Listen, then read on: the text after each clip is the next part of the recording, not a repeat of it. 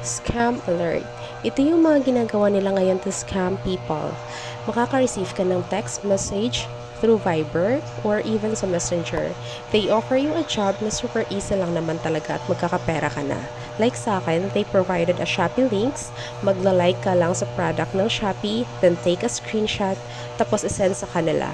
At first, nagbabayad talaga sila through GCash at nakaka-receive ako ng 160 pesos. Then, sinali nila ako sa GC sa Telegram pero di naman ako makaka-reply kasi sabi ng receptionist for VIP lang daw muna yon. So, sa receptionist ako nagsisend ng mga screenshot per assignment. And nakaka-receive ako ulit ng 140 pesos.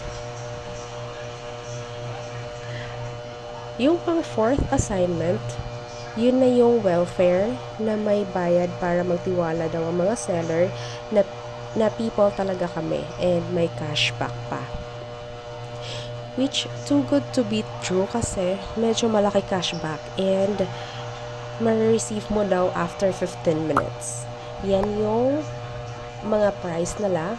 May need mag-cash in ng 1,200 and cashback is 1,560. So, diba? Medyo malaki din. And ma-receive mo daw after 15 minutes. Then, super dami nila nang sasend ng screenshot sa GC for their payments. Ayan. So, makikita nyo naman, sobrang dami nila.